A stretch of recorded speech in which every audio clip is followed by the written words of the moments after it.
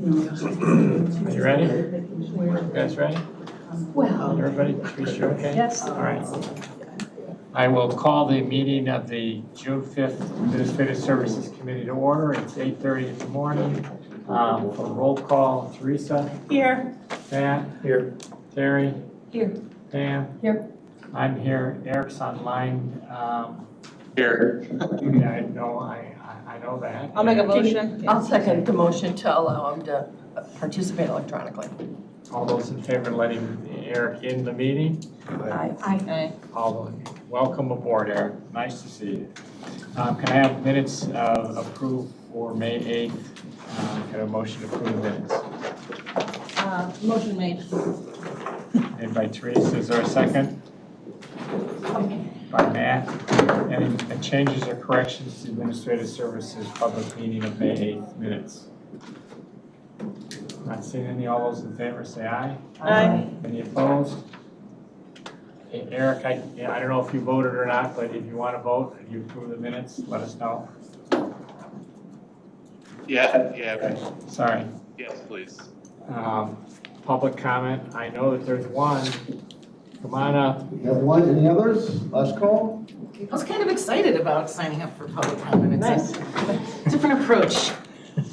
Good morning, Sandra Salgado with the Sheriff's Office. I apologize for handing out a resolution today to you that did not get on the agenda. It is going to be going forth to Finance on Friday. This is a reclassification that started during the civilian compensation study. We were actually very successful in getting the title changed during the compensation study, but there wasn't enough information at that time to change it from a 6N to a 9E. Rightfully so, HR wants us to do questionnaires and new position descriptions, which wasn't provided at the time of the compensation study. So we were kind of scrambling to put together what we needed to reclassify this position. This position is currently in Admin 3, which we have 4 of them in the Sheriff's Office, and they're assigned to different areas. This person is assigned to me in the business office, and there's work that's done about 60% for business office, and the rest is for the sheriff. Sheriff wants his own executive coordinator for multiple reasons, but there's so much going on now, and he's been kind of pulling this position to do his special projects and the things that he needs her to do. And I was like, let's just create this to fit what you needed to do. So we provided, and I apologize, I didn't bring the position description, but it'll be on the finance agenda that we can hand out. So we did our research, got a new position description, and we're moving this position from a 6N to a 9E. It's a little under $6,000. We can absorb that in our budget. Okay. So everybody understands this is a little odd in terms of we wouldn't normally have public comment or questions, but ultimately you have the opportunity to ask us something. If you got a specific question about this.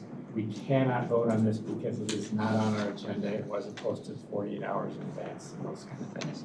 And we're pushing it through because the compensation study changes are going into effect July 1st, and we kind of want this to be a seamless All at one time. transaction.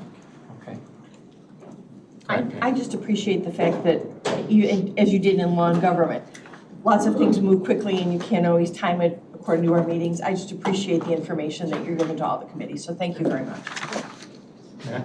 And you are in time for finance, so we will see Yes. this at the cow. Correct, absolutely. Yep. Okay. Thank you. Thank you. There's no other public comment, member comments? Don't all go at once? Okay. Any new business? I don't have any specific list of new business. I think we just got our new business of the day. Routine consent agenda. Anybody want anything pulled from the routine consent agenda? I'll make a motion to approve the routine consent agenda as presented. Terry, second. Okay, so made by Pam, seconded by Terry. We got to do a roll call. Terry, Yes. Pam, Yes. Teresa, Yes. Matt, Yes. Eric, are you in favor of the consent agenda? Yes, and I will vote yes, so the consent agenda is passed. We get to talk about board rules. Before we do board rules, Carrie's here. Carrie, do you want to do yours first? Are you ready to do it in opposite order? Because yours is probably shorter than board rules. It's up to you. You don't have to. We can keep the agenda you want. I know that. You know what, why don't you guys go, because I'm not Okay. ready yet. All right. Thank you.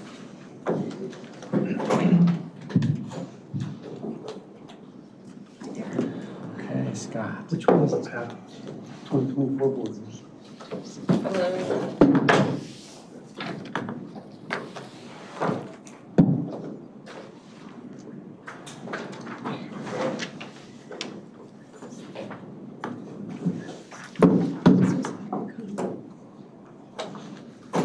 And for the record, Gloria is now here too. We have a complete board.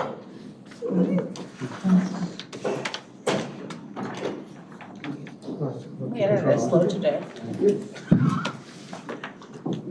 It never pulled up, I still haven't pulled up here in our agenda. I'm like, I don't need it though, because the agenda is good. The board rules I have. What you have left, the board rules you need. Yeah, the board rules I have off my email. You're opening that from the drive. Okay, If you want to plug it, then then how do I use my mouse? give me another couple minutes and I'll fix it. Oh, Okay, we have a break.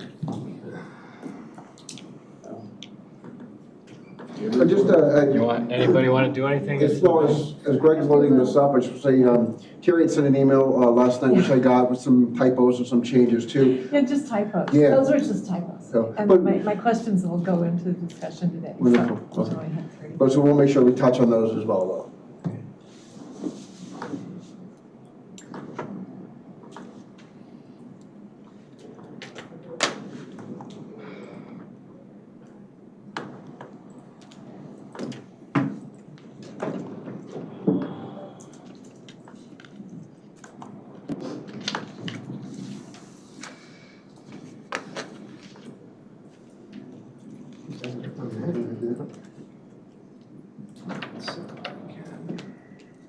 Well, we were working on a fast meeting.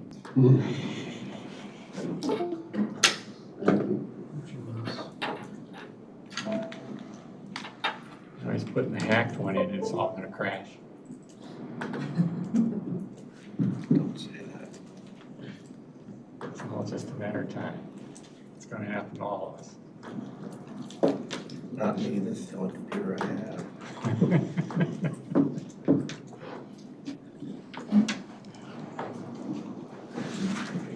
Okay, thanks, Greg. Apologize for that delay. All right. What I would propose, we start with the changes that were recommended or suggested at the last meeting. We kind of work through that. And you have the floor, take it. Awesome, thank you. All right. After the last meeting, we did a summary, and there was an email that was sent out with those changes. I'll just run through this very quickly, and then we can see if they're on par. Some of the language needs to be further reviewed and signed off on it. But beginning at the beginning, so Article 1, Section 2 was a simple change to add in the succession for chairperson, we added the chairperson of the Planning Environment Development Committee. This was, for whatever reason, was not included in that list as all the other. Candidly, I thought about this, we should probably cut this in half and just say, because if we ever get to this point, we're not having a meeting. Okay? If that many people are gone, okay, I don't think you should be making big decisions. And the least of our crisis is which person comes next. First, yeah. But I don't care, leave it in, it's fine. I just was like, really, if all those people are gone and we're having a meeting? All right. So moving on, so the section, next one was Article 1, Section 3.5. This had to deal with just a housekeeping item to change public health and community services, just to reflect how the PHCS committee interfaces with the Senior Services Grant Commission. It used to be that all members of PHCS or its previous committee We're members of Senior Services Grant Commission. That was since changed in the Senior Services bylaws. This reflects the change, so now they're in alignment. So this is housekeeping. Was that also added, this little red part, was that added to transportation and to finance as well, or no? I can't speak to that. I just know PHCS was active in the Senior Services. They were, but I mean, but now transportation and finance also pick somebody to go to Senior Service Grant Commission. Then we probably should have Should add that. corresponding language then to each, so, okay. All right, Cut and paste. so.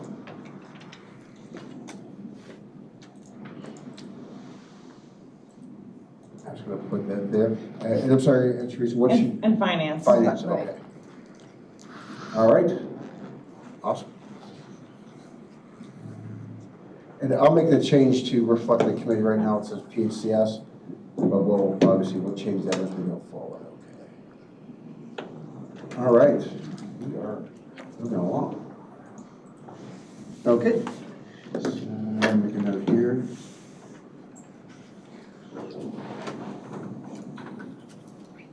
All right, moving down, so a new section was added. This language needs to be reviewed and discussed by the committee. Article 2, Section 2.9.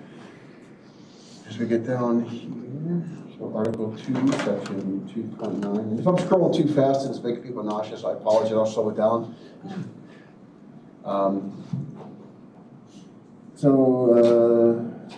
But anyways, the section actually was 2.10. Based on the numbering. So this talks about committee cancellations. There was some discussion at the last meeting about how that process would work, and this is the language that was kind of touched on and discussed, so maybe we can have the committee review it and see if it's something that you want to include or change. Can't wait.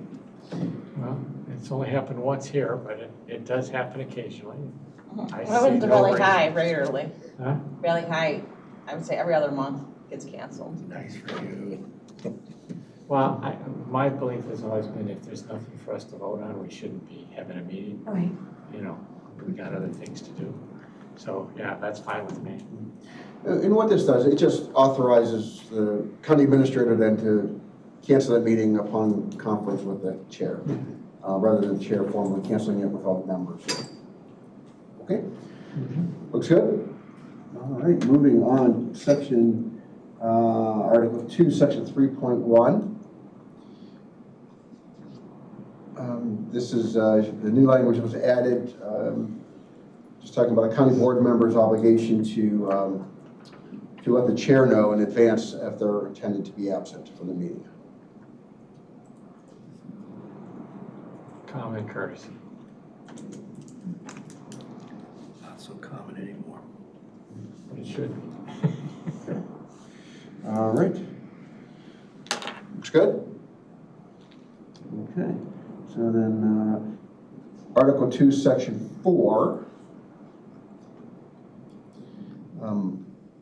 This was some language that was discussed in relation to members' comments. And there was some back and forth about how this should look. So this is a language that was noodled on, and it would require the committee's review and discussion.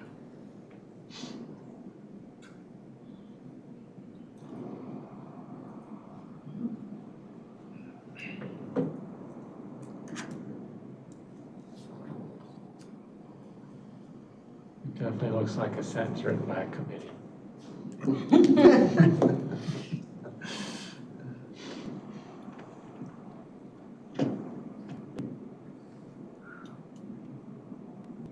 I'm not seeing anybody. Keep going. All right, then we'll put that one in as done.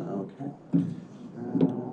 So Article 3, Section 1.4 is our next one. This is, we'll call it the Scott ask. This is removing the posting of the public comment list. Oh, wait. No, you passed I it. passed it. You passed it. It's up there. There it is, yeah. We're okay with that. Keep going. All right, thank you. Thank you very, very much. That's cool, it's still available by FOIA, right? Sure, they Yeah, can, they get always. that, they can Yeah. always Yeah. get, it's a public, it's a record, but Yeah.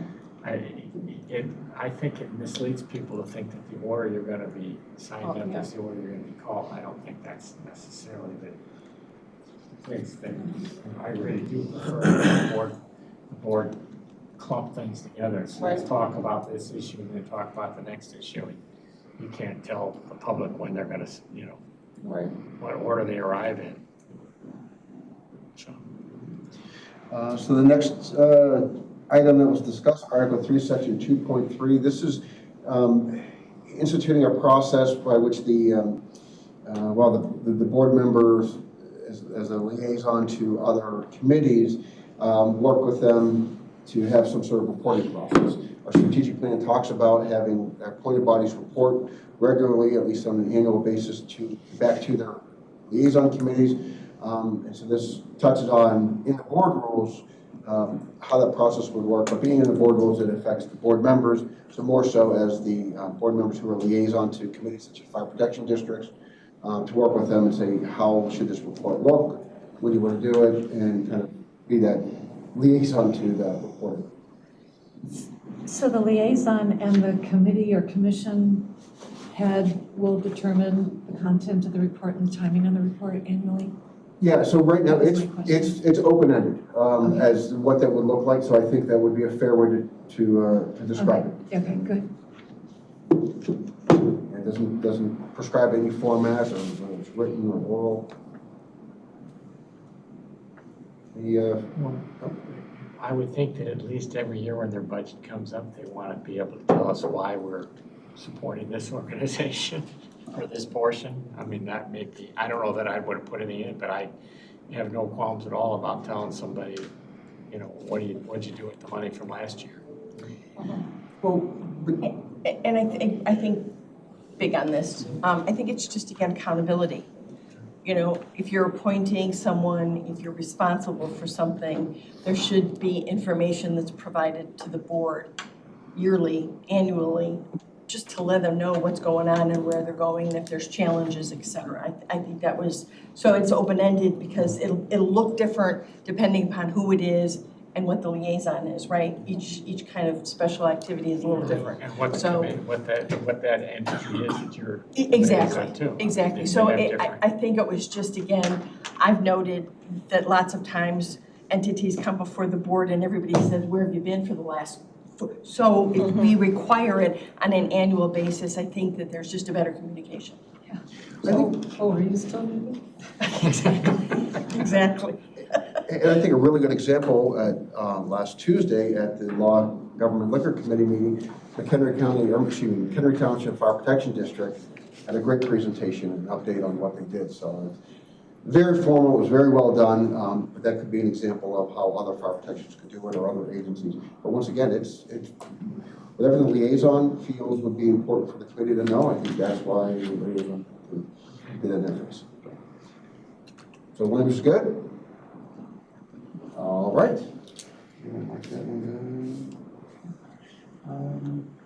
So moving to Article 3, Section 4.11. This is dealing with the speed limits.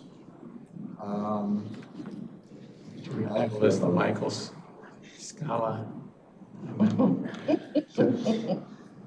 As you can see, actually 4.11 and 4.14 tie into one another, so you gotta make a change in both Scala places. amendment. In our report at TC a week ago, I just advised the committee, the Transportation Committee, that this is something Administrative Services was looking at because it came to the table last year. So they're aware of that you were looking at this.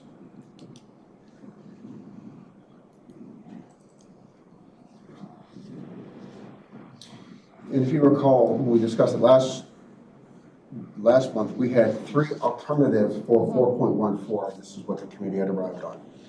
Okay with So each study would be a separate ordinance, and if it didn't receive Transportation Committee approval, it would be under new and unfinished business.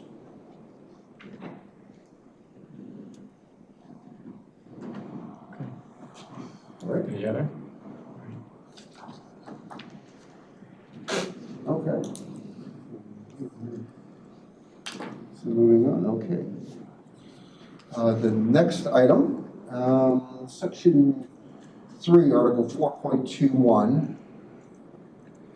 This is the affectionately called stay in your lane language.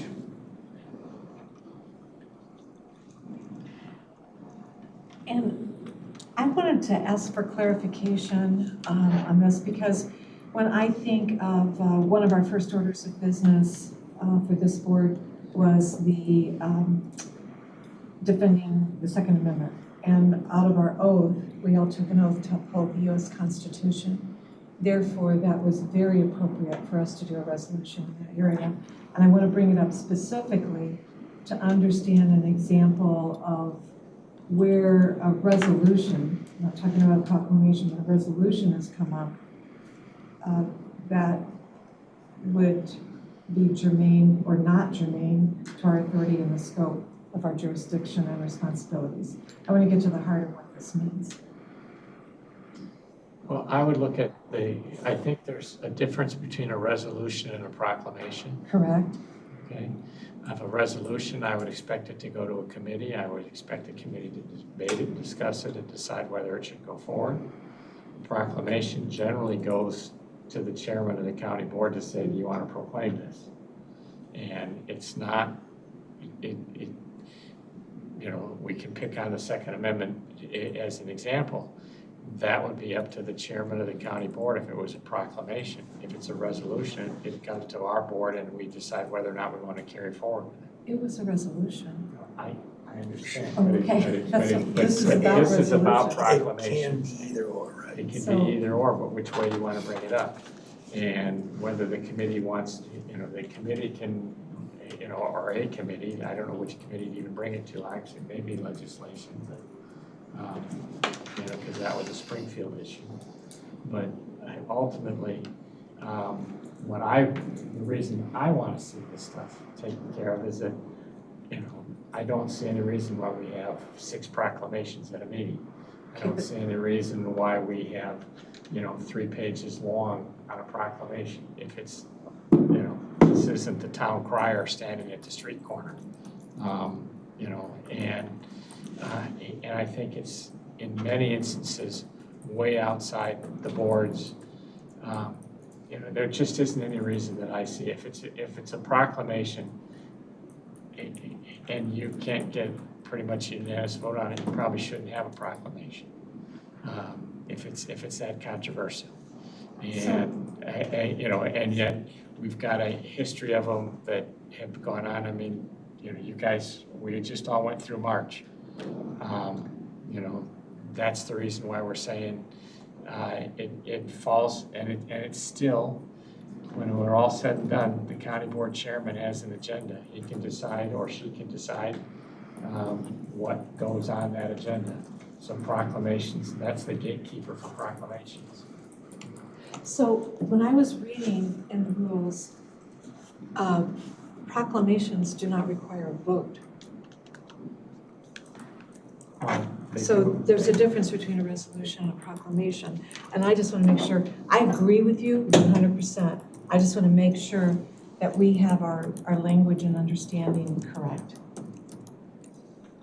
Well, there's an awful lot of things that fall under constitutional liability, but there's also an awful lot of things that you don't have the ability to change. And that's where I would, in my mind, if Springfield does something, we can ask the state's attorney's office to do something about it, bring a lawsuit, but, and we can have the legislative committee come together and ask our legislators to not vote that way. But ultimately, whether we vote that way or not at a board floor is irrelevant to Springfield. Right, but that's a resolution. So in Article 5, Section 1, 1.1, it says that proclamation is an official declaration of the county board. It does not require a vote by the county board, but a vote may be offered. And I think in many cases, when this proclamation is put forward, not resolution, then when there's a vote on the proclamation, it becomes political. And then I think that looking at exactly what you said about proclamations that we get after the fact, out of our, there's a it's popcorn week. I mean, there's something every day, every week, every month.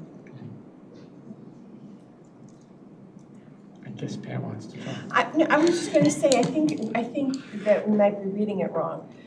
Proclamations come before us, and if it's assumed that it's Praise America Day and everybody is for that, you don't have to have a vote.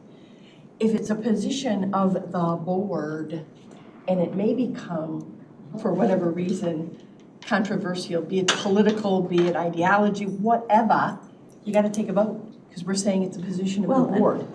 And people might want to take a minority position, and that's quite doable as well. I mean, that's acceptable. So I think that that's why it says may or may not. There may be instances where the chair makes a determination that a vote is not necessary. On others, he may make a they may make a decision that a vote is required. And I think that that's totally in the hands of the chairman, whose agenda it is, and they get to decide what that procedure is going to be. And it may vary depending upon who your leadership is.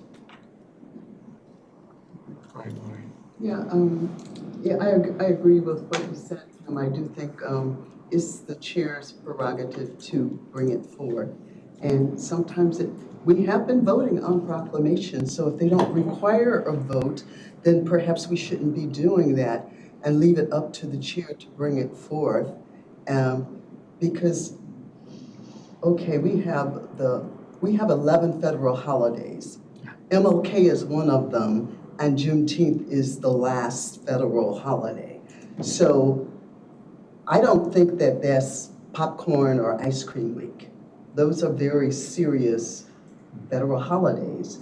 So a proclamation we would not expect to come under fire for recognizing that holiday. In fact, I'm going to be submitting one for Juneteenth to the chair. So we have not had a problem with this in the past. I don't expect that we'll have one in the future. And I believe that that is why this is coming up. So if there are people who have a problem with holidays that have been proclaimed federal, I don't think it's the board's place to entertain that kind of discussion. Well, and that's one of those exact issues is where's the line drawn? And you have to give the chairperson who's doing this meeting the ability to have some leeway. It's going to be a decision that they make.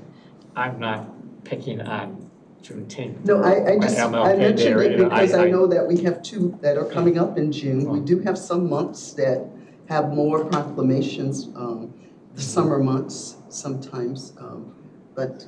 Well, but even then, at some point in time, let's just, we'll pick on the one you just started talking about. If we missed it, the world's still going to turn. And we're still going to have that day off. Absolutely. And we still acknowledge it. It's just, did we acknowledge it from the board floor on the night of the 18th? Well, I think not to acknowledge it is political. If you want to go that way. Yeah, no, I'm just saying, to me, I don't think we need a resolution for every federal holiday. It's not a resolution, it's a proclamation. Proclamation. We don't do a And we're only talking about 11 federal I holidays. understand, but we don't do 11 proclamations for federal holidays. I'm just saying, there are 11, so it's not like. I go back to the same thing. It's the chair's prerogative. It's his meeting. He brings it forward. Again, pronoun. Yeah. That individual brings it forward. I don't know about, we can have a board rule, Language changes for here but is the better question. Well, We're going to be talking about this again at the regular board meeting. I have no doubt in my mind, so. here's one of my, just the big warning. Right now, Brandon Johnson's administration in the city of Chicago is using 1/3 of the council's times on proclamation, such as city of Chicago supporting Hamas, which then resulted in the one Jewish alderman having all sorts of anti-Semitic propaganda and basically activism against her office in an area where her population are Orthodox Jews. I mean, this is a real thing. what on earth does that have to do with running the city of Chicago? And 1/3 of their time. And I don't know that we've got to that extreme, but I think we can all Well, we agree spent that we have. 20% of our time on whether or not March is going to be Women's Month. So- Well, there you go. There you go, exactly. And we are a majority, we don't really need a month, right? So I just think that these are the things that we want to respect the Which is time of why this board we give that, and not make it frivolous with these. What's your recommendation? I'm trying to figure out where you want these out? What do you want to do with these? Well, I want us to understand what we mean by this. I want to give the chair authority to decide what's on the agenda. And I want to avoid as much as possible getting into political proclamations. That's where I'm. I also thought it was still limited, so the proclamations weren't 19 pages long. I don't need to have anybody read 19 pages to read it. I can do that faster on my own. I thought that was the gist of it. I apologize, Terry. I interrupted. I'm sorry. You didn't. No, I'm interrupting. No, I just got an idea. It says in here that the proclamations may or may not be voted on. And we just all admitted that when they become political is when they get voted on. What if the chair basically says, if I put forth a proclamation, it will not be voted on, it will be the proclamation. And because that way it's not political, you know, they're not It will be political. controversial. Like for instance, I voted against the one you feel is a constitutional right, and it totally is political. It's not, I mean, I That don't was a want to. resolution, not a That was a proclamation. resolution, It's though. a totally different subject. Yeah. That's why I want to make sure that you understand. Because we've also made proclamations about other things against the state. In my time on the board, Resolutions. We can't tell the There's a chairman what to difference. do. These are our rules. These are not the chairman's rules. those are rules, yes. Right. But I'm just saying that there's a proclamation and then there's resolutions, and they're very different. The resolutions for us to have our state's attorney represent us against the state for unconstitutional actions. So that's not a proclamation. So that could be a good rule of Scott, thumb. you've got a hand up. Yeah, just to be clear, so all this language does is just provide governance. If a proclamation comes forward by a board member, here's the parameters in which, it doesn't speak to the content or whether or not it should come forward. I mean, those are decisions that I think exist outside of these board rules. All this is saying is, if somebody wants to bring forward a resolution or a proclamation, it's within the four corners of one sheet, that's it. And, you know, I think that the question of content, really, like I said, they exist outside the board rules. This just provides that governance on if you were to bring forward what it looks like. And Thank you. again, it goes to, I don't just bring a proclamation forward, none of us do. It's submitted to the chair for Submitted to the chair. consideration. Correct. And so we work together with language that we think is appropriate. Well, and I would assume that the chair, whoever that person is at the time, is going to say, hey, you know, I can live with this part, I can't live with that part, or whatever, or change this, or hey, there's a typo, you know. Absolutely, and Whatever. there's no problem with that. All right, so are we okay? Can we move on? Well, with all due respect, what you just said, that they go to the chair and then come to the board, that's not what I've experienced. I've come in and had proclamations from members sitting on my desk at the. That did not come meetings. directly Well, no, from. but it went to the board It came chair to get it on the agenda. Yeah, it didn't come directly from members. At least Well, there were none that I there were submitted. amendments. We made amendments, but those were amendments that the chair was involved with. No, that's true. We'll try to make it better for next time. Any other changes on these two sentences?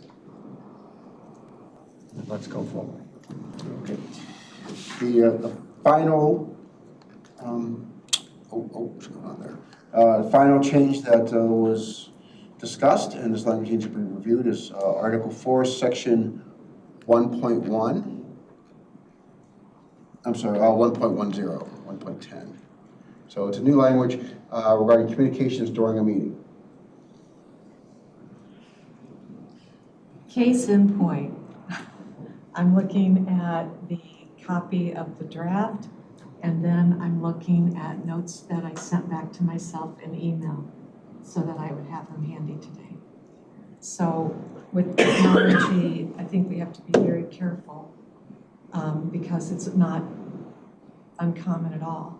Now, of course, anybody could, I suppose, FOIA my county board email because I'm reading it during the meeting, or It does FOIA happen. the draft of the It board. happens. It happens. No, I'm saying, but nonetheless, it's a tool, or, I mean, in one case, SharePoint or OneDrive. So, some people don't use paper. It's not, we talked about this before, and this was more informational. People can do it. You need to know that if you do that, your devices are subject to Freedom of Information Acts. I think we're just putting it in there to let people know. Just give Right, people a warning. exactly. I mean, notes. And those, and like I think I told you before, You did. when, I've been I had, the county board, the CBA, everybody that kept notes got to produce them. You didn't keep your notes because you weren't required to, you were fine, but if you had to produce them, you got deposed and got to go through all your notes. So, I think it's a good warning and people should be aware of the reasons why you should be careful. I mean, you tend to write things. We all do. I don't say we all do though. You may say something in a note or an email or a text message that you probably don't really want on the front page of a newspaper. So be careful. Anyway, any other changes? Just recently, somebody was asking me about our policy on making appointments, right? So we recommend somebody to the chair to appoint to different committees. And they were asking, I was looking through it, maybe this would go in Article 3, Section 2, that there's a discussion before any appointments, motions are made for appointments. So many of our chairs have had the practice of, they say, we're going to discuss the candidates before we put anybody forward. But someone was asking me if we're going to codify that in our board rules. I don't understand why we would. Well, because, why would we do it? Well, because sometimes what happens is the first person, we get many good candidates, right? We get many good candidates, and we might get 5 candidates for one position. And sometimes what happens is somebody jumps in and says, I want Roberta Smith. And then you feel bad saying no to Roberta Smith, but you really wanted somebody else. I think that's a chairman Right. determination and Of the decision, committee, and yeah. each committee maybe runs slightly different depending on who your chair is. But I think that's a chairman and an interaction of the people at that committee, Yeah. right? I mean, I know that when I first got on here, we never did it the way we're doing it today. I like the way we do it today much better because I like the fact that we make comments about all 7 or 8 or 9 candidates or whatever we have, and we get a feel for where the board's going, and we don't just take the first person and nobody wants to vote against them, so now we've jammed it down everybody's throat, and you didn't have a chance to comment. But I can envision, there were people that had picked their guy or gal before, and that didn't want to go through that debate. So, And if we don't do it, that way you take all our autonomy away from a committee. Why have the committee meet for it in any rate? interview, right? So I think that the way, now it's the only way I've been privy to because I'm new here, but that seems to work out the fairest. I like this way, but I don't think you want to force all committees to do it that way. They should be able to do it their own way. Yeah. so you set by example. So you hopefully, by giving that example and that option and alternative, we teach each other that that's a much more comfortable, equitable, whatever way. I just think you're inviting the public here to apply for a position. They ought to have something that they take away as to why we picked you versus you. Okay? It's only fair to whoever it is. I mean, they've gone through that trouble. Right, well, that's what I'm saying. That's the person asked me, are we going to codify it? And the answer is no, we're not going to. We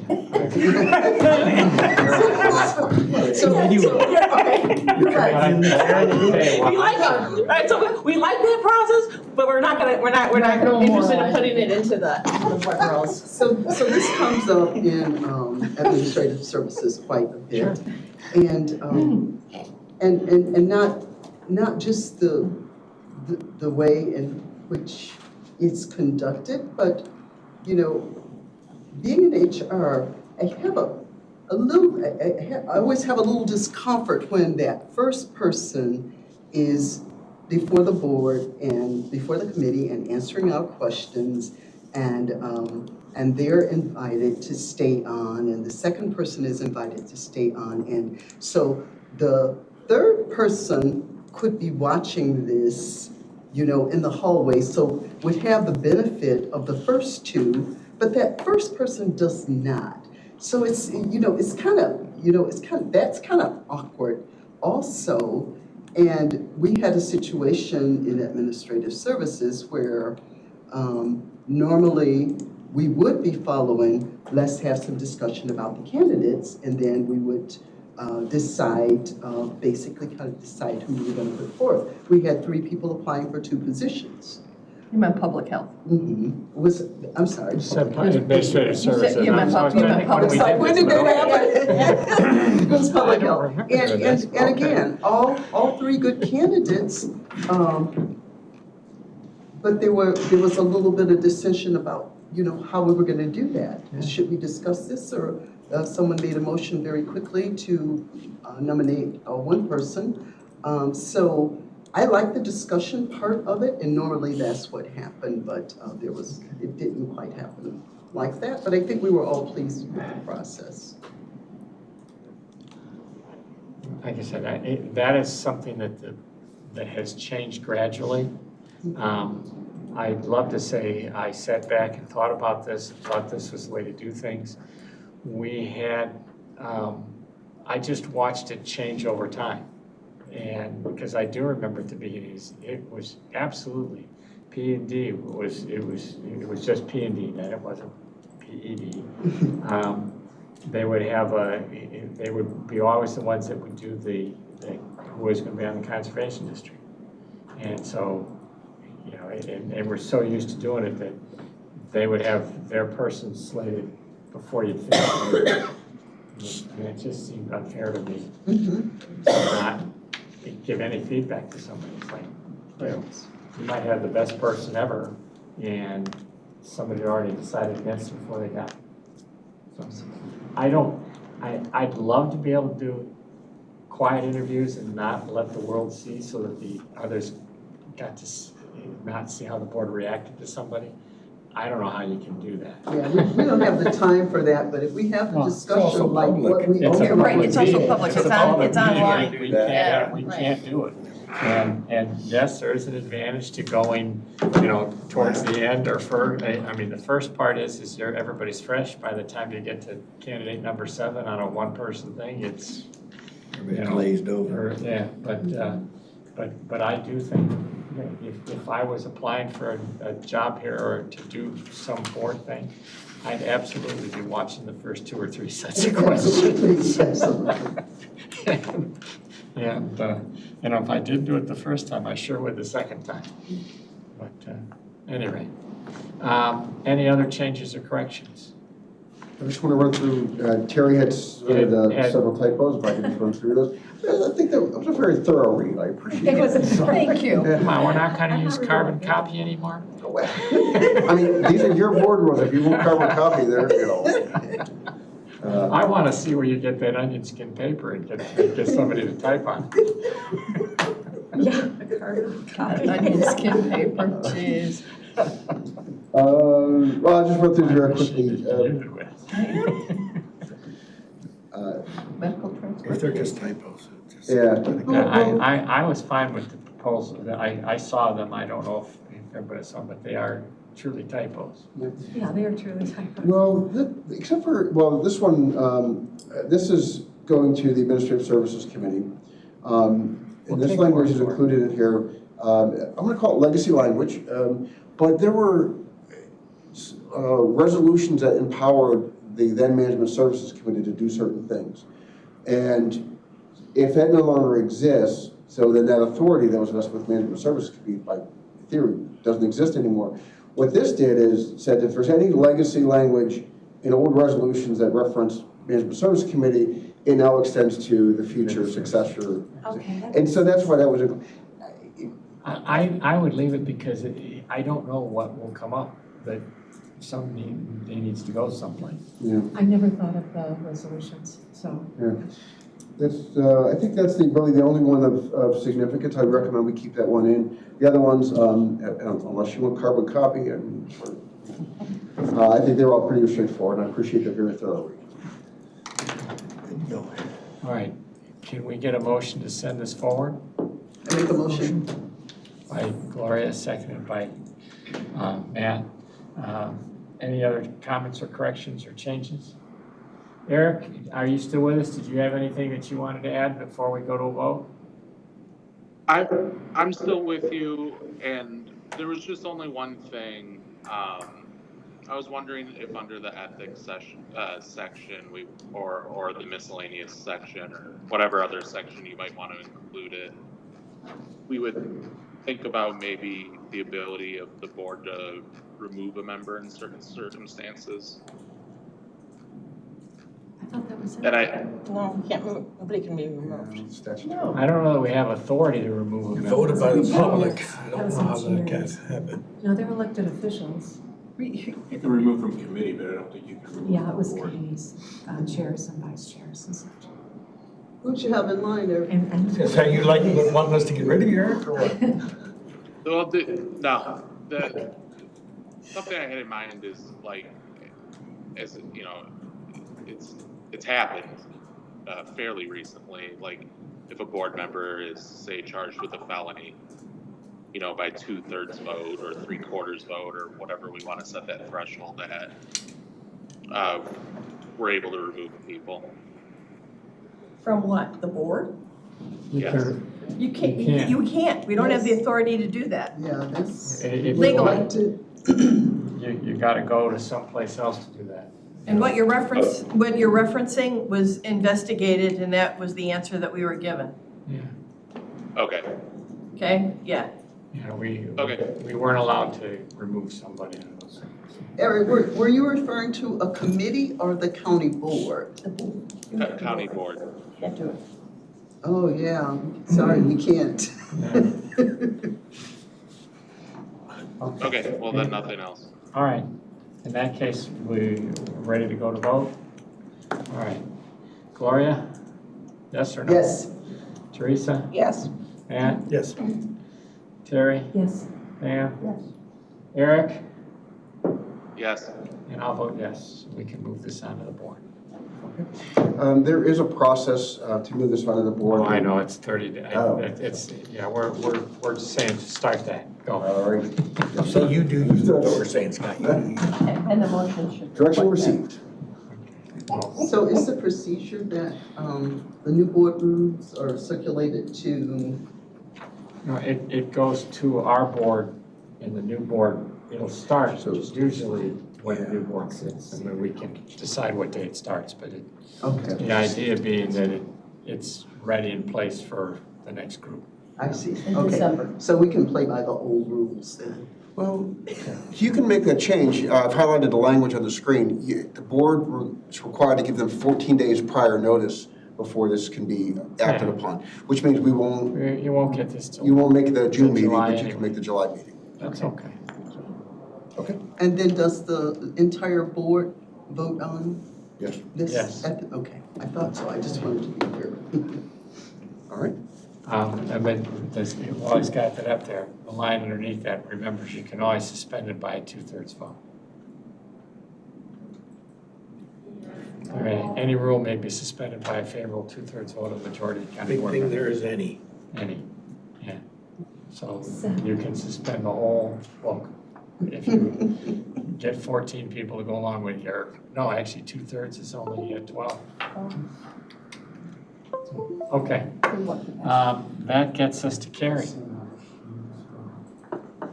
Now she's gone, I wish I'd done this an hour ago. No.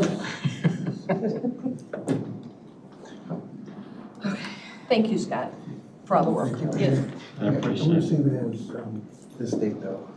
So I'll take care of it later.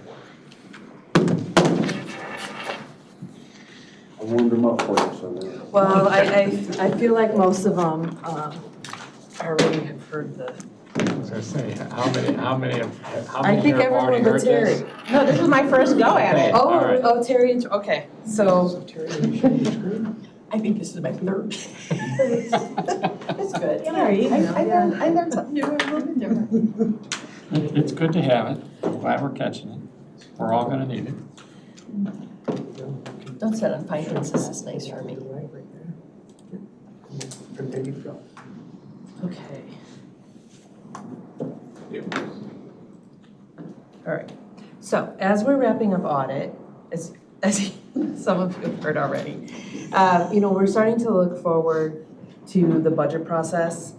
And, pretty much it's been the same process since I've been here. So, after last year, we took some of the feedback and comments and questions, and we tried to come up with a way that didn't change it too much, because we still need certain criteria for our GFOA budget document, but to make it easier for you guys to get information, easier for the departments to submit and see information, easier for us to submit the budget document and all that. So we actually have 2 software companies that we work with for budget. Questica, which has the actual data, helps us with personnel and projecting all of that. And then this past year, we signed up with ClearGov. And my hope would be that it was truly integrated, but we're not quite there, because each of the softwares, like what we're using them for, those were the best options.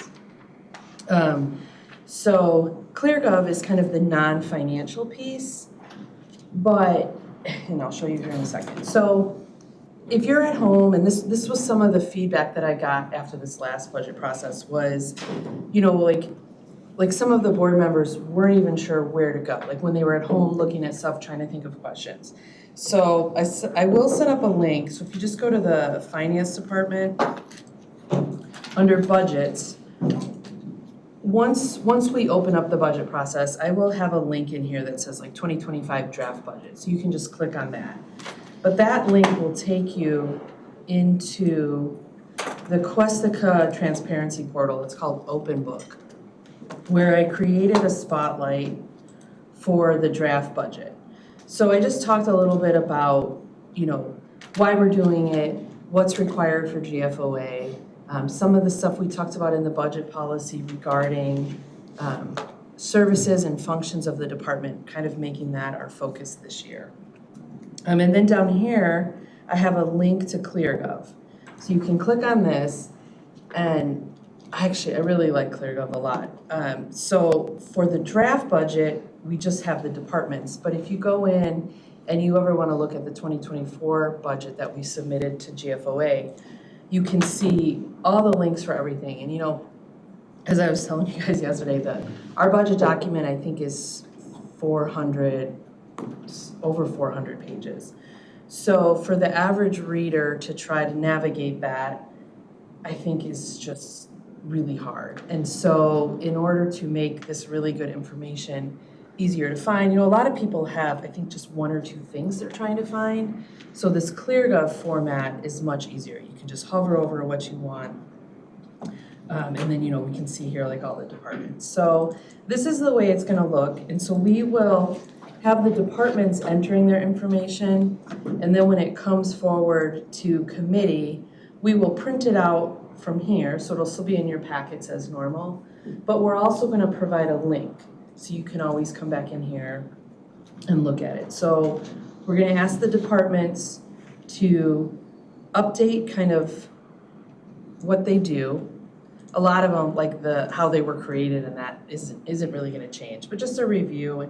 And some of the stuff's really interesting with some of the departments on how they came about. Like, was it a resolution? Is it, mandated or something? So, and then focusing on these functions, both what's mandated and then what's not. And then I've also asked them to kind of expand on that, like for these the functions that are maybe not mandated by the state, you know, why they do them, what it provides, you know, does it generate revenue, does, you know, whatever the reason is. So we're gonna review and expand on these. And then this is just the usual highlights and goals, FTEs, and the org chart. But hopefully it's just a much better version of what you're looking at now. I have a dumb thing again, and I know I make more work for people, and I apologize profusely. But is there an opportunity to, through communications, do a little blurb on that this is available after it's done, after the budget's done? And an example of how to use it? So that we actually have it there for the public, which is what I would tell you, I get more questions from others about it, and I kind of then have to figure out how I have to look at it. But maybe if there's an opportunity, again, just to let people know that we are transparent and we're doing all of these things, and if you can't come to one of those meetings, you can find the information right here, and yeah. Maybe like a little video or something, because then too, Yeah, maybe a video. even if I just talk about like each section of the budget document and, you know, what's in there. And a lot of times, you know, questions will come up in committee, and it's like, well, there's a really good example of this in the budget document, you know, so just helping to bring everything, you know, back together. But yes, I will do that. Thank you. I just think in a day and age when everybody thinks that government is bad and doesn't trust government, it would be nice to know that their local government is this transparent and just trying to get the information out. Well, and also one thing we tried to do, I know starting with the 2024 budget document, is explaining things, kind of highlighting it at the end and saying, you know, here's the big changes, and if you want to see more detail, go here, or, you know, just making it easier, because it's a lot of information, but yes, I will do that. And the nice thing too about ClearGov is we can copy year to year, so once we get these updated, you know, we can just copy, and then once the budget is approved, we can just upload, and those change, and so we really can get this turned around much faster than I have in the past, where it's, you know, me trying to format, and it's just not my strength. So this is the ClearGov tool, and then the financial information is still going to be in Questica. And so I have this spotlight set up where if you want to go in and really dig into the information, this link is available. But also down here, sometimes people just want to see stuff really high level. You know, and a lot of the stuff we present to you through the budget process is by fund and category. So that's how I have this one set up. But then if you want to come in and really look at the information, once we open the budget, I'll have this 25 and then this will be 24 actual. But you can either drill down if you want to look at fund or any of these categories, or you can come in here and you can look at fund, and this is sorted highest to lowest. Non-departmental, which is the finance and audits department, and then category. And then you can also drill down to the most detailed level we have within Questica is by the main account. So the department's budget obviously on the main account, and typically what we do is then roll that up to category. But if you want to see information on a specific account, it's here. And then also, if you come down here to data export, you have the ability to pull the entire budget into just kind of a spreadsheet with everything. You can filter, you can subtotal, you can do whatever. For the sake of argument, like, okay, K is your category. Can you search that? And, you know, So, like it's listed this one? Well, column, you got property tax, whatever. I'm just saying, all right, so yeah, you just researched it and changed it and said which one is property taxes coming out. You could. So yeah, if you just want to You filter, wanted to filter, yeah. and you can just do property taxes as category 70. Okay. And I'll So that's where I'll property clean tax all is. these things up. But you can do that, then you can see which funds are affected by property tax levies, you know, if you're going that way. You can filter by fund. you can sort high to low. The only thing that I've been telling all the committees is when you pull this level of detail, if you want to talk about any of the lines, I like to talk about it.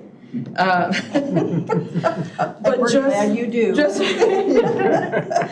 So, even if you want to go through every line, like I am happy to do that. Just kind of keep in the back of your head that we don't typically show you this level of detail, not because we're trying to hide anything, but because it's a lot of information and a lot of things, move together. Like the example, because it's one we get a lot, like health department salaries go way up, but that's because their grant revenue has gone way up, or things like that. And then, each fund is its own little unit that really doesn't have much influence from other funds. So just keeping that stuff in your mind, but even if you come in, you want to highlight things, if you have questions, because that was a big, Go I back guess, one and do constructive sales tax criticism form. about I think some board members didn't even know where to start. Sure, well, most people don't know where to start it, you've been here a while. Yes. Well, government accounting is different. Yes. Very It is, it's different than Yes. business accounting. Yeah. And even if you understand I know. business accounting, how do you So- It is different, yes. When I first started in Probably don't have government, this I was many like, number zeros in your checkbook, I hope. And again, you had said something at law and government, timing. So when people look at this, obviously when they look at the budget, it's the budget, but if they're looking at the actual numbers for finance, where are we with that? so, my argument, like Questica has been really great software, but I have this ongoing challenge with them. So every night, data from D365 gets pushed to Questica and it gets updated. So this is really just, it should be updated every day, the year to date. We've had a challenge with them with encumbrances versus actual, and we keep them separate, obviously. We don't want to see encumbrances mixed in with our actuals. So we had to work with them to get custom columns. And so last year during the budget process, that custom column just stopped updating. So that was my Complaint. well, I was so, and it just stopped. There was no warning or anything. So I'm working with them to make sure that does not happen this year. Because they asked me to be a reference a lot. And I said, well, if we need this column fixed. I like that attitude. Yeah. Called leverage. Yes. Using a financial term. So yes, that will be resolved. So then this really should be, obviously it's not 100% real time, but it's from the day Yeah, before. but getting information the day before, that's miraculous. That's Well, never happened. I would love for it to be Government, fully yeah. integrated, but I have to. But when it comes to budget, it doesn't really make a huge difference if it's one day, so. I understand. I hope we never have a one-day window left on our checking account. Yes. Hopefully That we would be a never have problem. more I than don't want tax 6 months. anticipation warrants and all those fine things that Yes. we have not had to do, knock on wood. So this is more, just to kind of, you'll start to see it when we roll out the budgets. It's the same information, it's just different. And of course, if you ever have questions, let me know. Okay. Any other questions? Eric, you okay? Can you see this and hear it? I think Eric, this is his third time. I'm seeing Yeah. him. Yeah, I'm good. Yeah. no problem. Yeah. All right. Thank you, Karen. Sure. And I'm sure we'll all get to hear it at least one more time at a committee of the whole meeting. No, this is it. No, this is, Oh, yeah. good. that's why Yes. they came to the- I tried to look and see, have the least number of duplication, but still Okay. have everyone see it. Make sure Eric got three. Yes. Eric and Pam each got 3. All right. Capital plan update.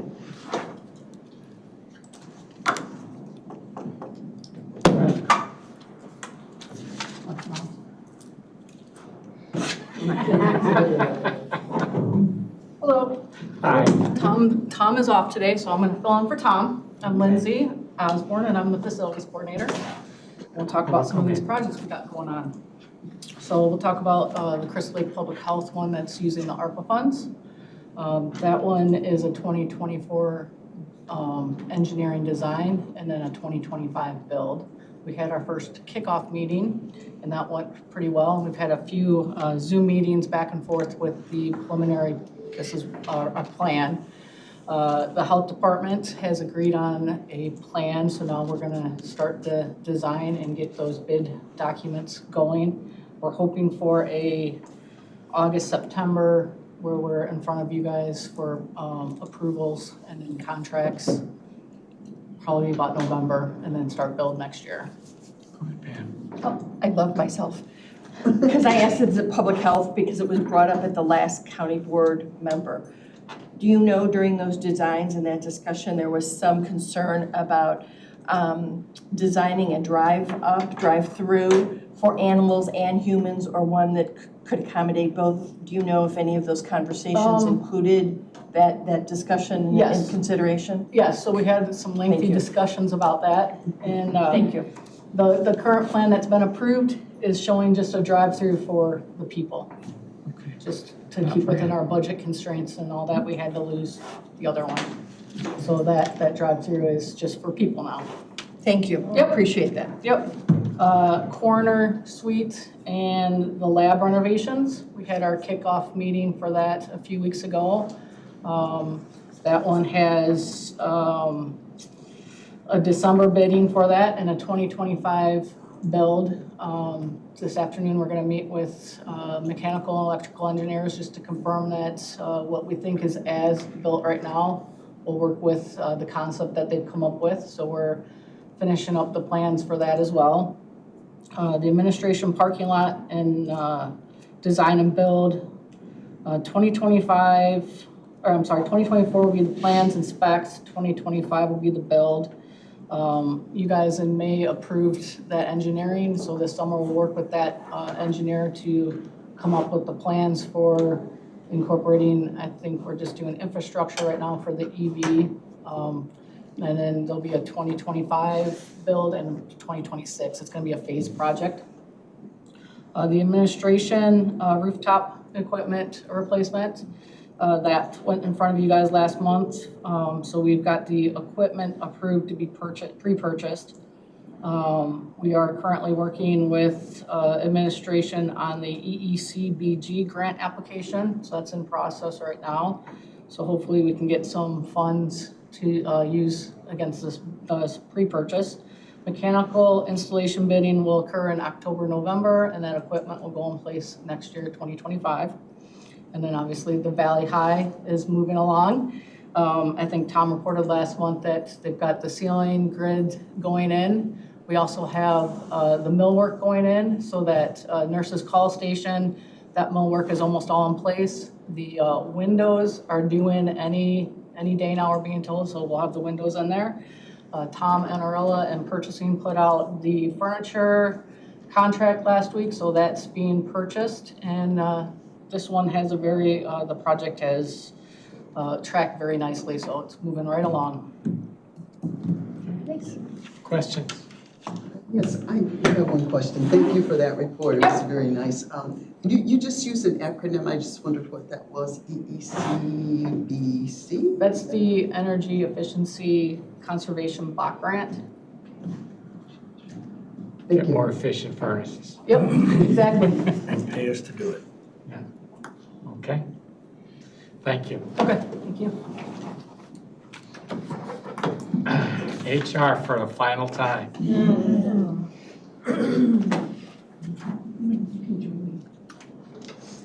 She doesn't want to, she wants one more time. Too late now. And then there's a second one. So there's two documents. The first one is we haven't done a vacancy report since January. In January, we had 59 position vacancies. As of last week, end of last week, we currently have 62 vacant positions. So I highlighted the ones that have been vacant the longest, and I talked to the departments and tried to get some updates on why have they been vacant for so long. Again, I wasn't able to get a hold of Mike Iwaniki at the VAC. He does have a part-time transportation. He does have a transportation specialist, which is a driver, somebody who goes and picks up veterans and takes them to the doctor or wherever.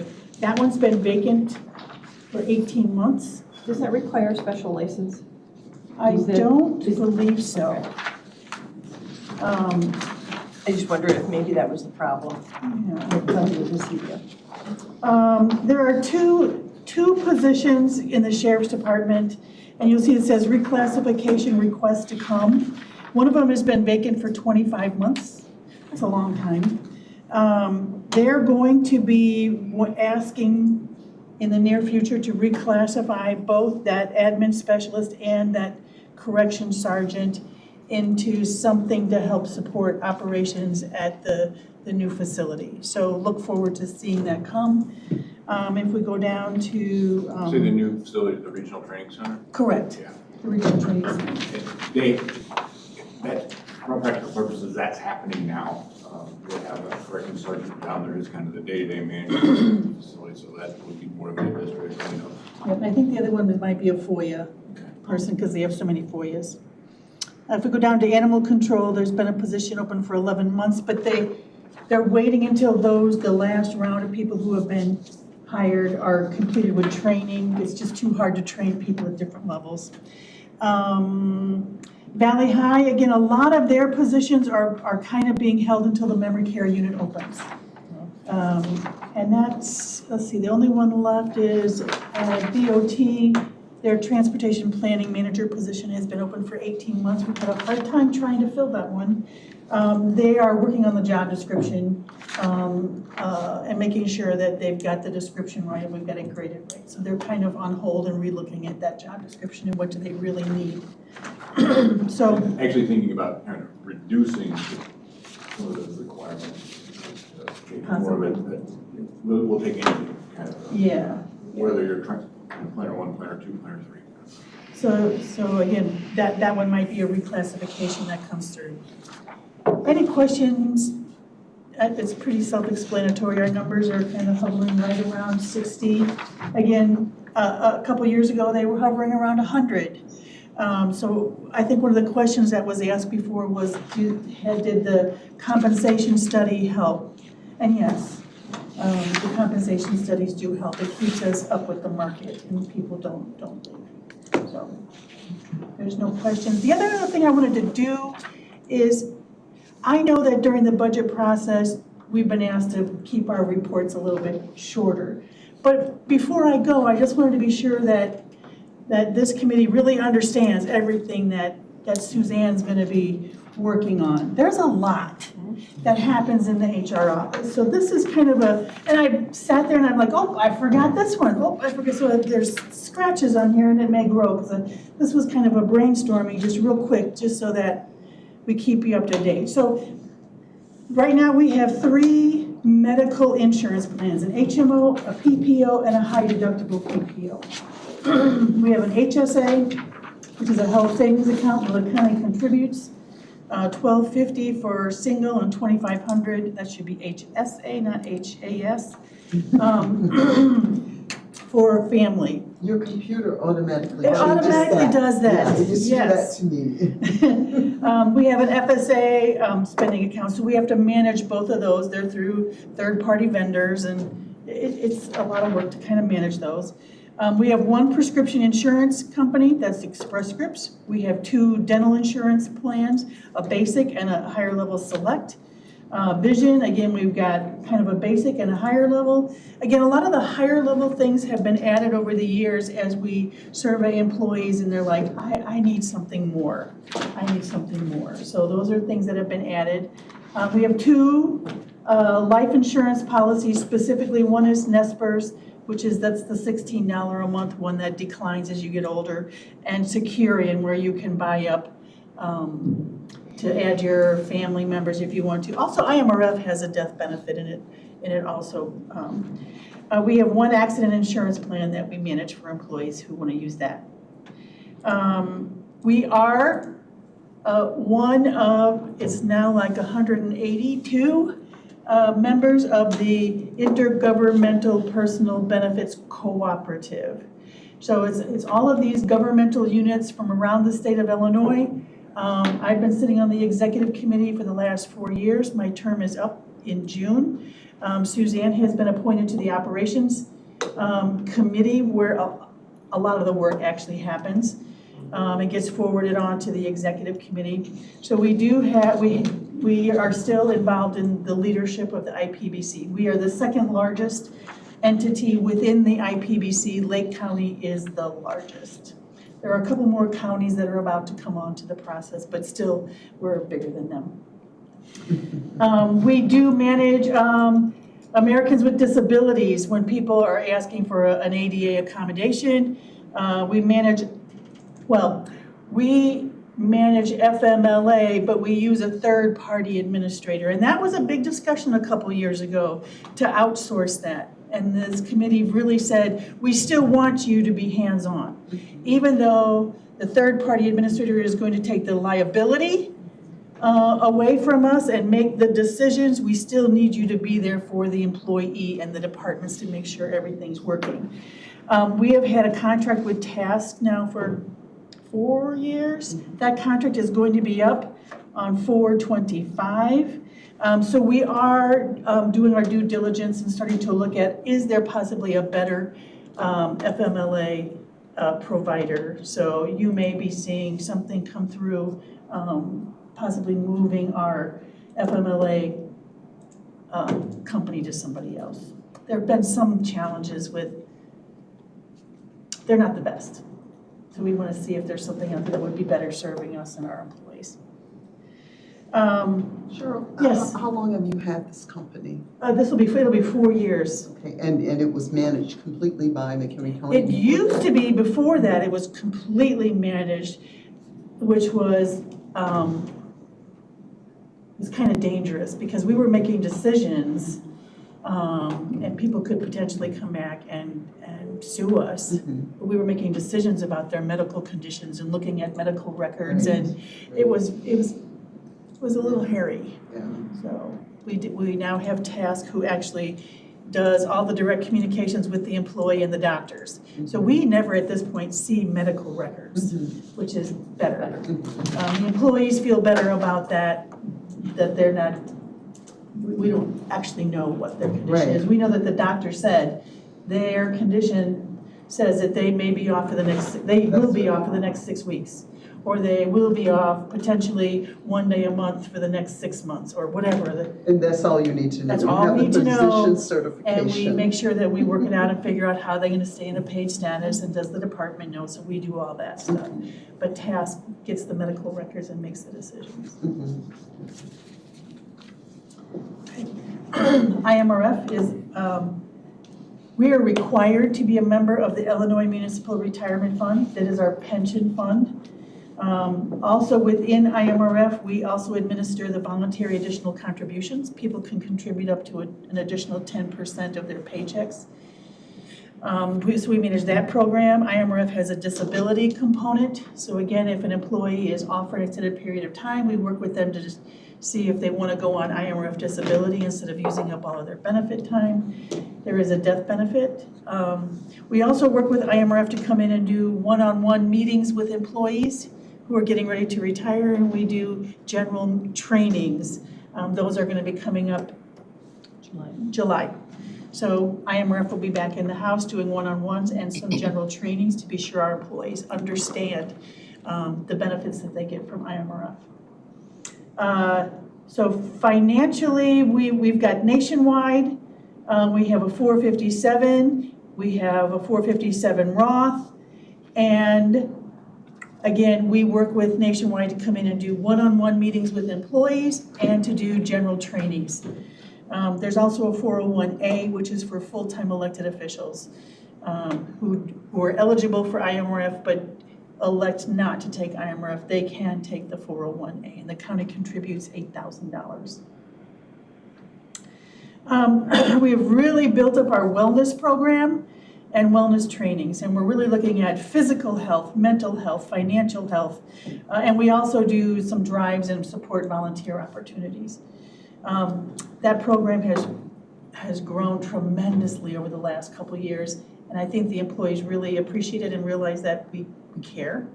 I hope they realize that we care. Under mental health, again, last year we got the gold seal for workplace mental health. This year we got the platinum. And we need to live up to that. And so we have been doing some trainings. We just had Gabrielle, who actually sits on our merit commission. She is an excellent speaker on mental health. She did a presentation for our employees not too long ago, very well received, and we will be having her back again. Yeah, she was so good. We do have an employee assistance program. Again, we just switched. Was it April 1st? The switch was more of an IPBC decided we're going to switch. So it's an IPBC benefit. So we're switched over to CompPsych, which is good. CompPsych actually has different levels that you can sign employees up for, and there is a level that we can sign up our law enforcement officers and like people who see trauma may have a different need and need a different level of support. So CompPsych does allow us to assign different employees to different levels of potential support. CompPsych might be one of the places we reach out to for FMLA. So we have a student loan repayment program and a tuition reimbursement program. These were introduced 7, 8 years ago, and we kind of were using interest money that the Employee Benefit Fund had been earning. So it didn't use the principle of the Employee Benefit Fund. Those programs, we keep promoting them, and I'm surprised that more people don't use it. Those who do use it really appreciate it. It doesn't cost us a whole lot of money, but I think it does serve some of our employees very well. 2 brand new programs are the mentorship program and the career development program. These evolved out of some ad hoc groups that we had with employees from every level of the organization and every department. Those 2 programs are rolling. They're both in their first round. The mentorship program, actually, we have an event this afternoon. We're meeting with all of our mentors and mentees, which should be a really fun event. The career development program, again, meets once a month. There's guest speakers, there's videos, there's activities, there's all kinds of things that they're going through and they're doing. There's some research, they're coming up with goals, they're talking to their supervisors about getting some constructive feedback from their peers and their supervisors. So our goal in that program is to keep them here, to make sure that they're in the right seat. The supervisor training program, again, this has finally landed into 6 solid trainings, and it's run 6 months, and then the 6 months. So as a new supervisor comes in, no matter where they come in, within 6 months they have gone through every training, and they should have been introduced to every subject that they as a supervisor would need to be effective. We have our 6th training hopefully next week, although one of our key trainers' father just passed away, so we may have to move that. But our 6th training will be next week. So that has been yes, I'm so happy that that's done. That was a good investment. We again, every year we do 2 employee surveys. One we just completed. That's kind of the work environment and benefits. I'll let Suzanne come back and share some of those results with you and Peter at the next meeting. There's some things in there that when I look at it, it's like there's some work that we could do where we slipped in a couple of areas.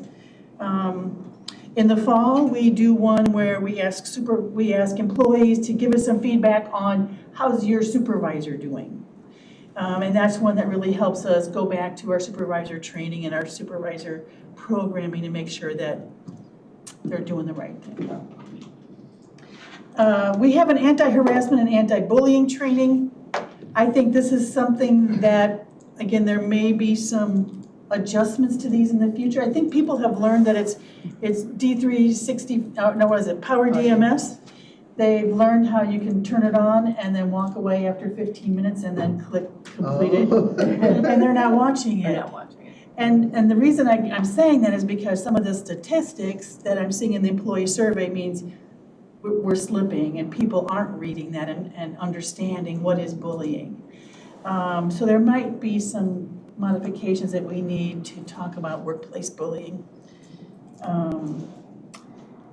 Classification and compensation, and this is an all year round process, so as any position evolves, a department head can bring it in and say, I think this one's changed and I don't know if it's graded properly and I think it needs a new title, and they now supervise people where they didn't supervise, so we can sit down and we can regrade that position. We purchased a grading system as part of the Archer system, so we can do that.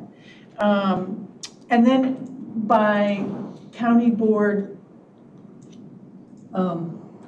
strategic plan, we do the compensation study every 2 years, which we just completed, and you passed the changes, and those will be effective July 1, and we're processing all of those changes now. I also kind of hand wrote in there as part of classification and compensation is we do an annual performance review. We have that set up in Kronos. We push that out. We get the departments to complete that, get it back to us, and that feeds the annual merit increase, which again, HR manages both of those processes. Oh, there's ADA again. We can take that one off. Personnel policies, we keep those updated. Again, we continue to watch legislation. Again, as the VESA laws just changed, as the death benefits just changed, as the Time Off for All Workers Act just happened. So we monitor the personnel policies and get them updated as necessary. Recruitment and orientation is a big one in HR. Again, we have to fill all these vacancies and get them oriented to their new positions. The biggest change that's kind of happening there is we've started to take a concerted effort at getting into the high schools and looking at them as a potential population of people to work for the county. So we've done quite a bit in the last year, especially the last year, on getting into the high schools. And again, we're starting to increase our use of internships, and this is something where, again, I think Suzanne and Pete, we need to talk a little bit about, there are so many different types of internships and they're coming in from so many different avenues and coming in. Is there some kind of coordination that we should be doing in HR so we know who are all the interns, where are they coming from? Are they actually associated with a school or are they seasonal? So I think that's an area that could use some work as our internship program increases. Labor relations, again, when I got here there were 12 unions and now I think there's 9. I think that says a lot to the departments and how they work with their employees. There was no need for unions in some of these departments anymore because things had kind of turned around. We just finished negotiations. You just approved a resolution for the FOP3. We deal with grievances. The number of grievances has actually gone way down over the last couple of years. But we still have to manage those as they come in. Employee recognition, right now we have the Spring Public Service Recognition Week. We work very closely with administration to put out an agenda and programs and trinkets and a meal. And so we coordinated the lunch this year and did Sandy had her bag with her. We gave the wellness committee helped with a bag and there was a wellness message in there. We also help with the holiday recognition. This is an area, again, that I think some of the departments are asking questions about. Can we put money in our department budget to recognize our employees? So you may see some of that coming through this year. There's several departments who have asked. Not many have had it directly in their budgets. It's always kind of been an HR admin, but is that where it belongs? Again, a discussion to be had. Investigations and problem solving. There's not a week that goes by that somebody says, I need to talk to Cheryl. And they come in and I close the door and we have a discussion and I learn of something. And I either work with the department and say, we've got an issue, we gotta figure it out, or I begin to do an investigation. So those are always happening. We staff the Merit Commission, which does the testing and promotions within the Sheriff's Department for the deputies and corrections officers. We also manage the unemployment claims. Again, it's in our quarterly report, how many unemployment claims. Again, during COVID, we had so many false claims for unemployment. We had to challenge all of those. But we deal with unemployment claims. We do unemployment hearings. We manage all the personnel files, all the documents that come in to Human Resources, which is a huge number. And we have converted that to all electronic. Woohoo! That was a big challenge. We still have a couple file cabinets full of paper, but we have probably reduced our boxes of files out of archives probably by 300 boxes over the last 8 years. We did use workforce staff to help us do some of that, but our personnel files are electronic now. We also work with employees as they separate from the organization, whether they're retiring or whether they're resigning or whether they're being let go. We work with them to figure out what's their next step, what's going to happen with their health insurance, what's going to happen with IMRF, what's going to happen with all this stuff, where do I go? So we work with them. We always have audits and reconciliations. Well, I mean, we spend $1.7 million a month on all of our insurances. So we do a lot of auditing and making sure that those numbers are correct, that we're not overpaying or underpaying. Yeah, there's a lot of auditing that we do to make sure, because we're dealing with 1,200 people's information and documents and benefits, and so there's a sick buyback program that we administer through the Sheriff's Department and their contracts. And then again, we are the HRIS manager for Kronos, so anything that's not payroll related is HR. So whether it's compensation or the recruitment system or performance, or it's all through HR. And Holly is our primary person on that, and we're training other people to be a backup. So those are the things that, on the top of my head, there are so many other things that we do. And I just, before we get to budget, I just wanted you to have a refresher on what does HR do. So, thank you. Well, thank you. And by the way, thank you for all of the great work you've done over all these years. I know that you can't wait to get out the door right now, but we're going to miss you. Yeah.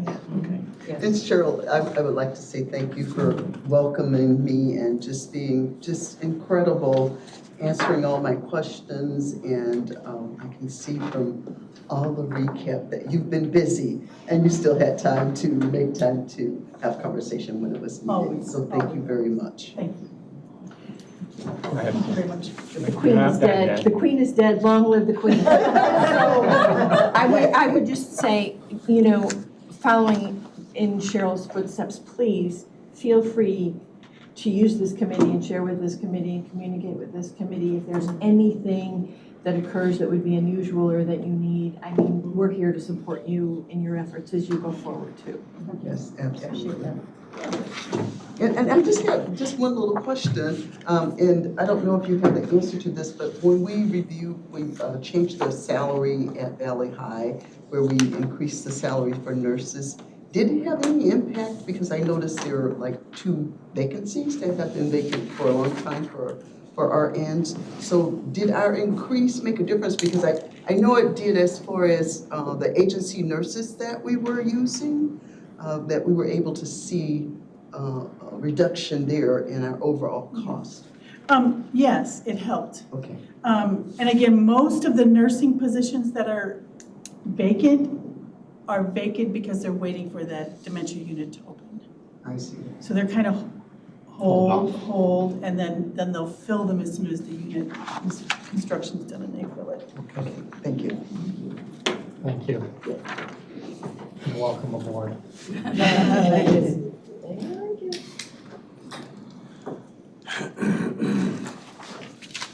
you guys doing communications today? Communications is on honeymoon. We're gonna just get right to Nate. At least you'll be back on Monday. Just real quick, we're gonna do a big written report at the committee of the whole next week, so I won't say much today. Scott and I did go out to U.S. Medical Glove last Thursday, I believe. We had a real good visit with the CEO and the HR director. Brought with us Jeff and Jake from Workforce, and Mark Picos, the new EDC director, came with us, and Catherine Jones from the college.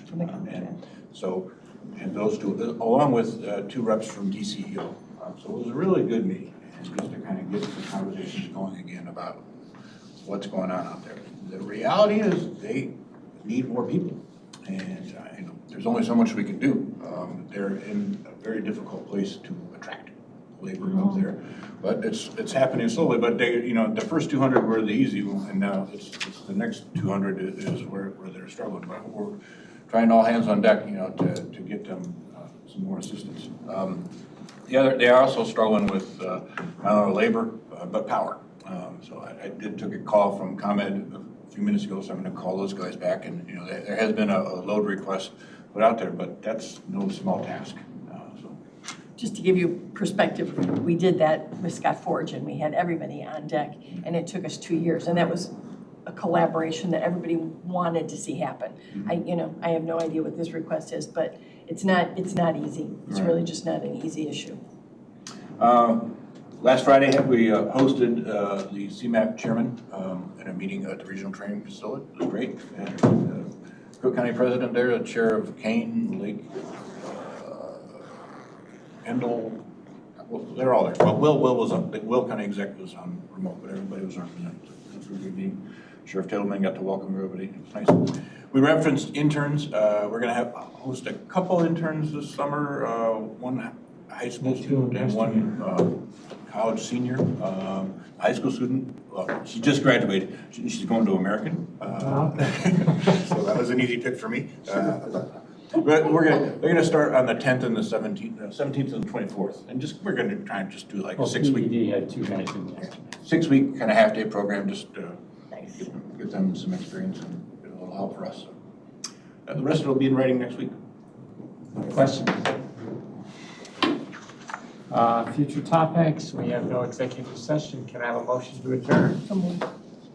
So moved by Pam, seconded by Matt. All those in favor say aye. Aye.